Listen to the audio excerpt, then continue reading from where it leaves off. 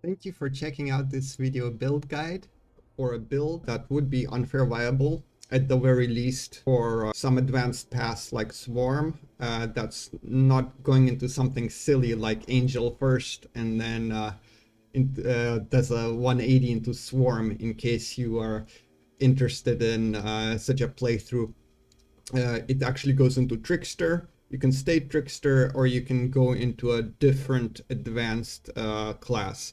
It's a base Primalist, well, Bloodrager Primalist technically, and I would say it's strong enough for an unfair playthrough on Swarm at the very least. This is me alone buffing myself without a party, by the way, for some battle, and this is what I can achieve here.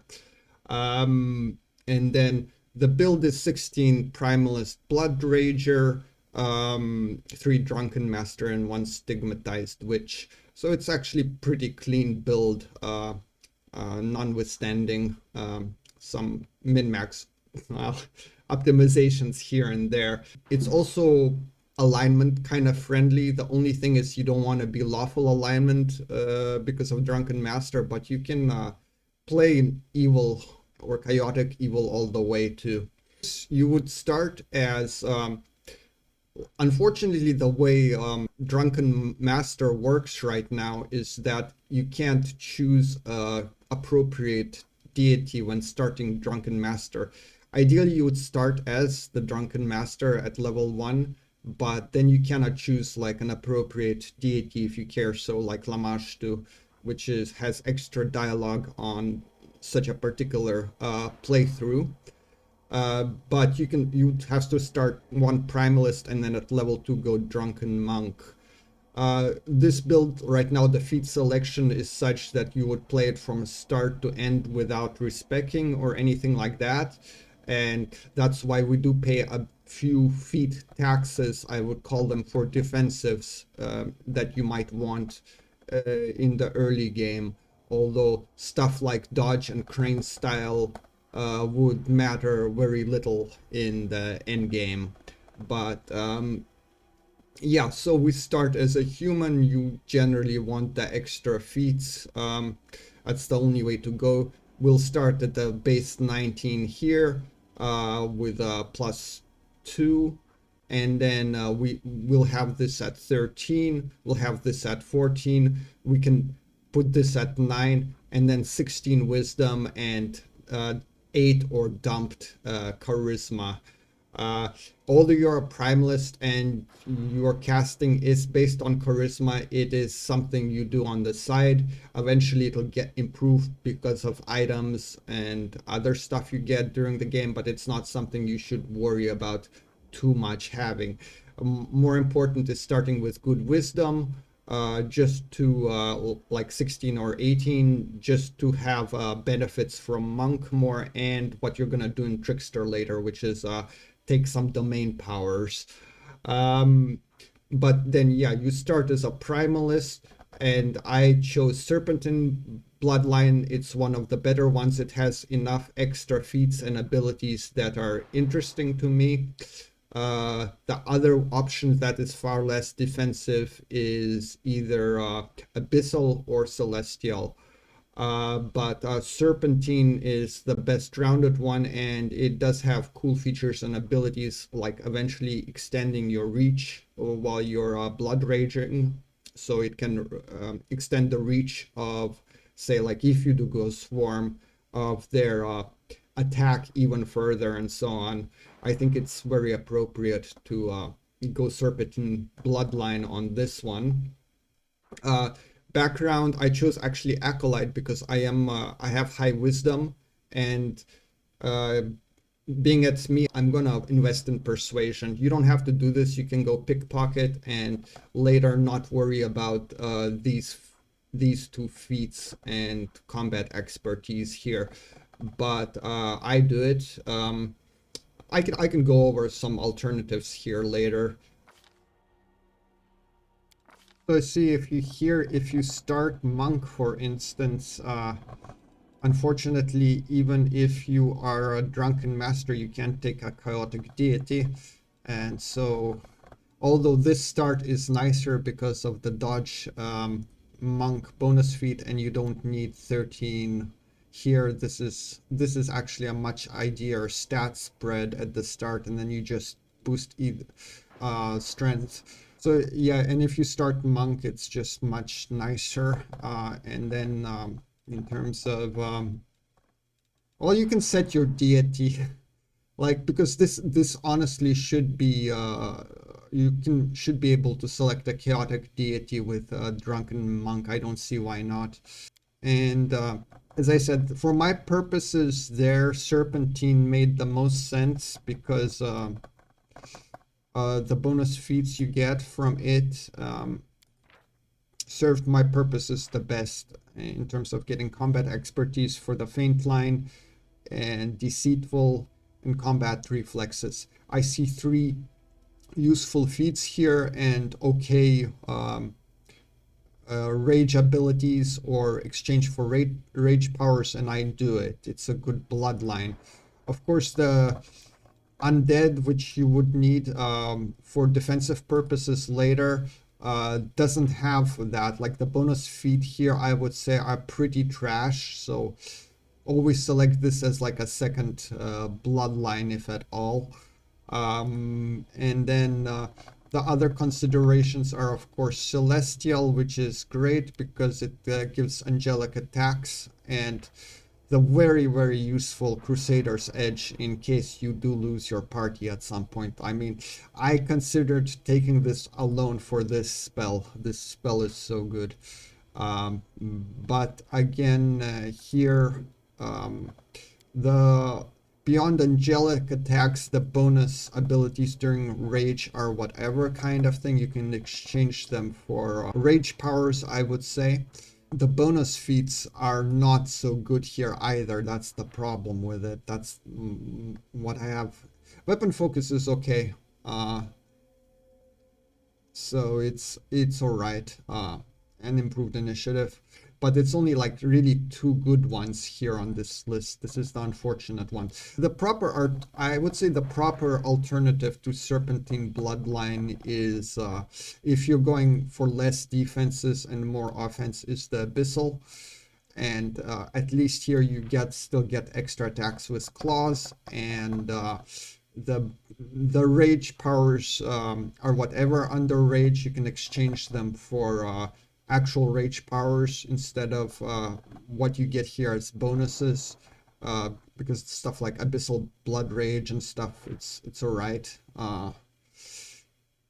It's okay. What's good about this one is the bonus feats that you would go for are good here. Like you get access to power attack through bonus feats, cleave through bonus feats, great fortitude through bonus feat. This is all good stuff for you in case you're not going for that more defensive combat expertise into feint line and more into like a cleave and cleaving finish line. I would go abyssal. We start the level with dodge and exotic weapon proficiency. I like Falcatas. There's quite a few of them that are actually quite good in the game, but you can go for shards or something else, even curved blades. But if you do want the exotic weapon proficiency, you take it here. Alternatively, if you want to use like a great sword or something that doesn't need it, you don't have to start human. That's why I'm showing it here. You can start something like Metal Soul Aureate, get lead blades, and have 1 less feat here, for instance. Or you can start a different race. But with humans, you can immediately pay this extra feat tax on the exotic weapon that you want. Second level, just 1 dip in monk, and that'll get you. Then you don't take monk for a while. So at level 2, you're 1 primalist, 1 monk. And then from level 3 up until the point that you get greater blood rage, you just level into primalist. Most of these extra things that you get can be exchanged for rage powers. And this is why I think Primalist is pretty good for something like Swarm, because eventually with extra Bloodline and exchanging these powers for different things like different types of rage songs, you can do quite a lot between your clones, for instance, and have access to different barbarian rage songs. What's important on higher difficulties, let me briefly just highlight it, is unfortunately this undead bloodline for you. And it's something that you do want to take on unfair, at the very least, at some point before your party leaves you, because it is important to get at level 16. You'll get the feature Incorporeal Bloodrager. It's one of the few ways, if you're not Angel, to get Incorporeal in the game.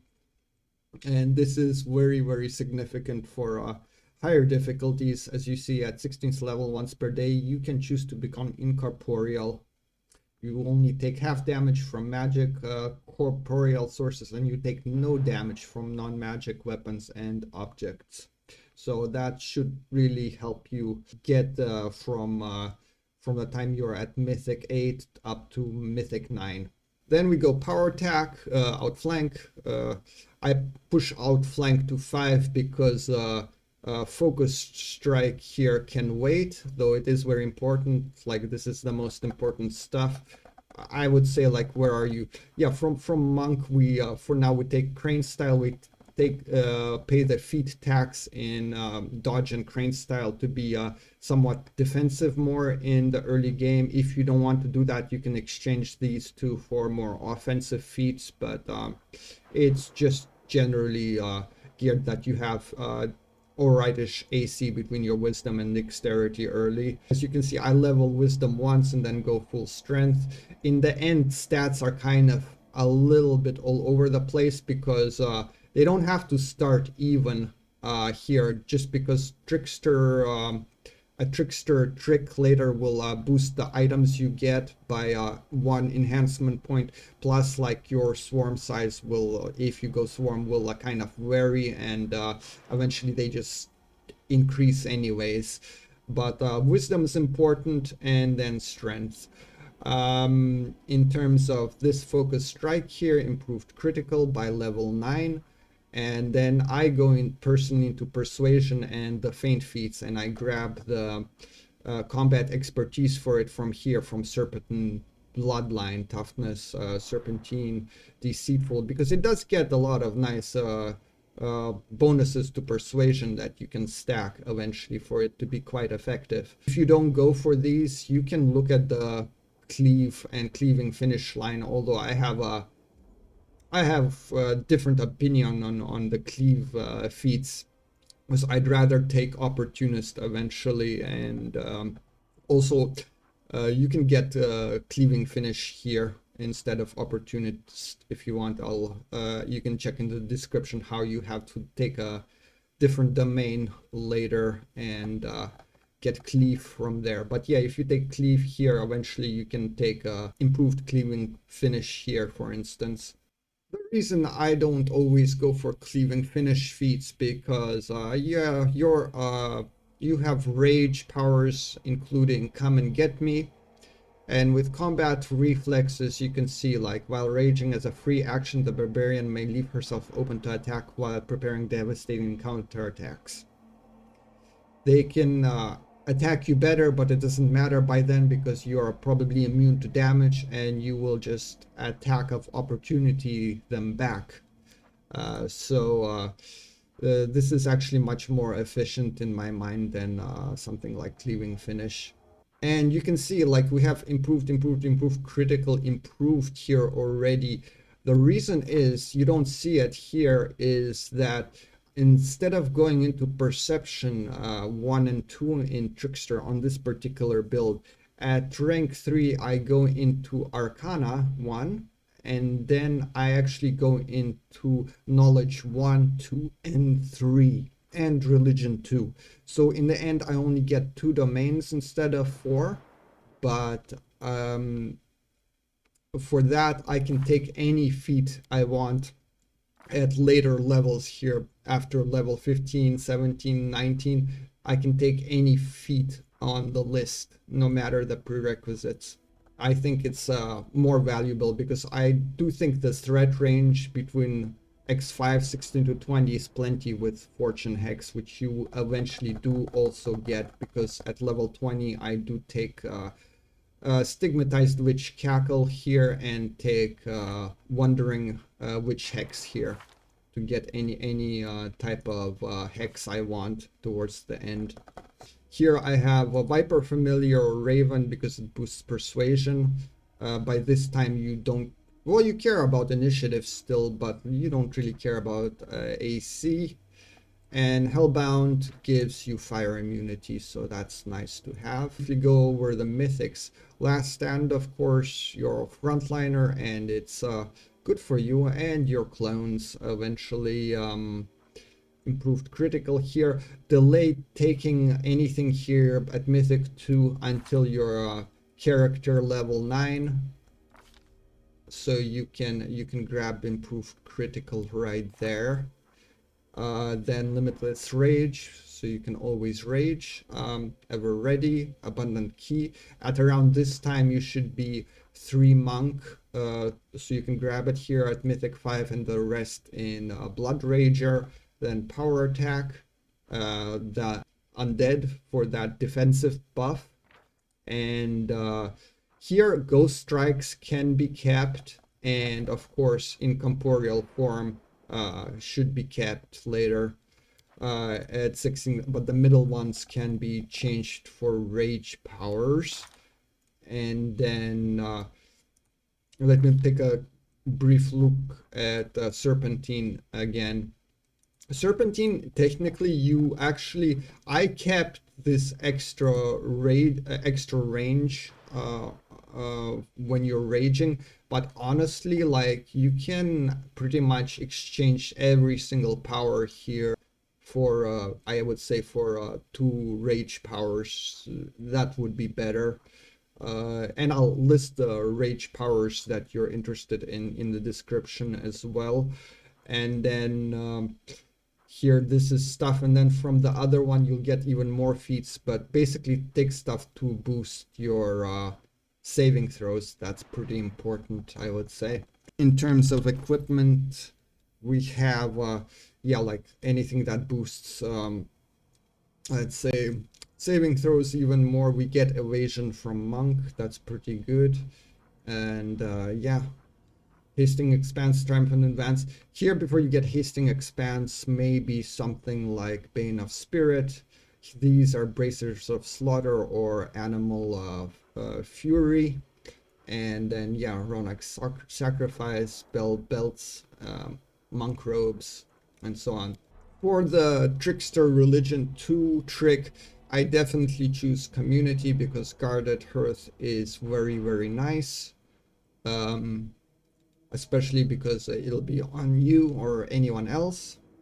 And for the second one, I did pick Glory, but that one's more flexible, up to you. But Glory has some nice buffs as well, like Holy Sword and Bless Weapon.